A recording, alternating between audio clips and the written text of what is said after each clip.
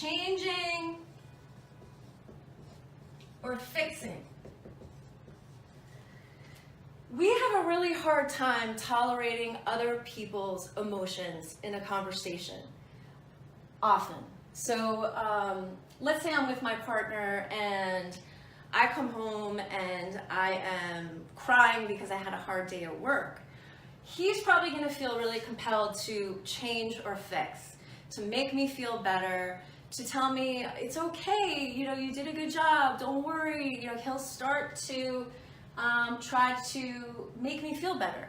So what we're doing when we're changing or fixing is we're actually robbing someone of an opportunity to come to understand their experience.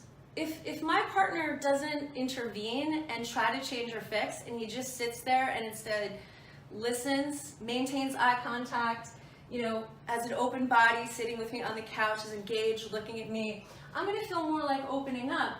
And if he doesn't change and fix, he's going to give me space and time to talk. He's not going to interrupt.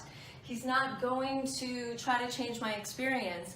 And that's going to lead to me often having revelations about my experience. I might realize something about my day that I didn't realize, but I'll do it on my own. When we change or fix, we're trying to take care of the other person, and it actually can rob them of breakthroughs that they have on their own in the conversation by thinking on their own about what happened and how they feel about it. And we give them time and space to do that. So changing and fixing, it can really, one of the outcomes in our relationships, if we're always doing this, we don't get as much self-knowledge in our partnership, for example.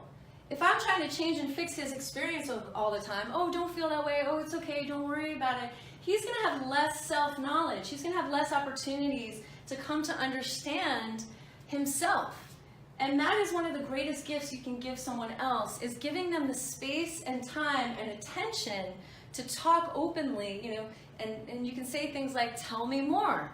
What was that like at work? What was that like when that person had that reaction to you at work? Tell me more. Just saying those two things can be the opposite of changing and fixing.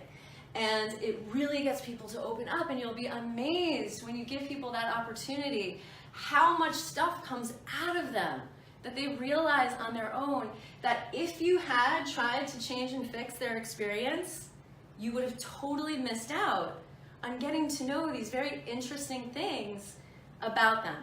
And they would have lost out on coming to know themselves better. It's also very empowering for people to figure things out on their own and us not try to offer advice or change or fix, okay? So try not to do that.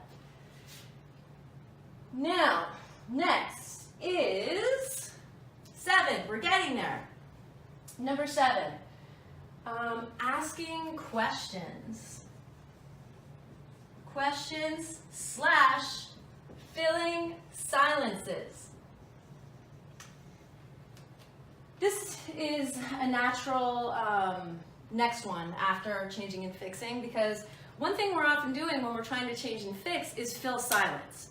We as humans, we have an allergy to silence in conversations. We create stories about silence. If we're on a date, it'll be quiet and we're like, oh no, this date is not going well. It's quiet. Why is he being so quiet? I'm being too quiet. I'm boring. What is he thinking? But what ends up happening if we allow silences and we stop asking the other person so many questions, we create space in the interaction for people to show up more fully. So being more mindful in our conversations, slowing down, allowing pauses. It's like opening the window in the conversation and letting air in. But we so often just we'll go on a date and just pummel the person with questions, and they can feel like they're on an interview.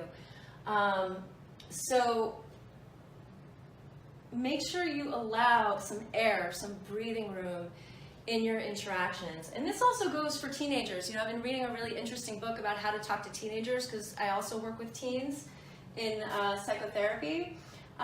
Oftentimes parents ask their teens way too many questions. They walk in the door and they're like, how was your day? what was your grade? How did you do on the test? Blah, blah, blah. And you start asking all these questions, and the teenager can start to feel, or child can start to feel really overwhelmed. So we want to allow people space and time to just come into themselves and come into the room or come into the home so that they can connect with themselves and not feel overwhelmed. Okay, number 8. I'm getting a little smushed at the end. Intellectualizing. Intellectualizing. So common. So this is also called being heady. Like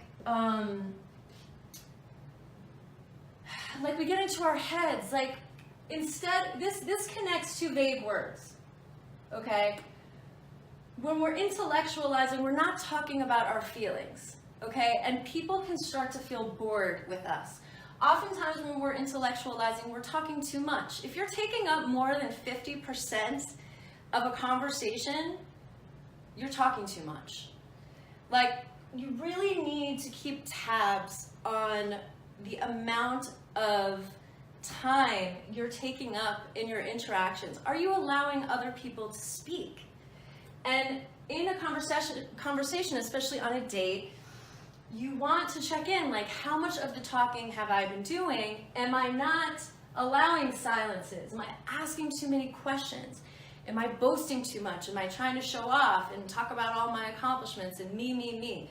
One of the things that turns people off terribly on dates, I hear this a lot from women especially, but from men too, is not being heard, not being seen.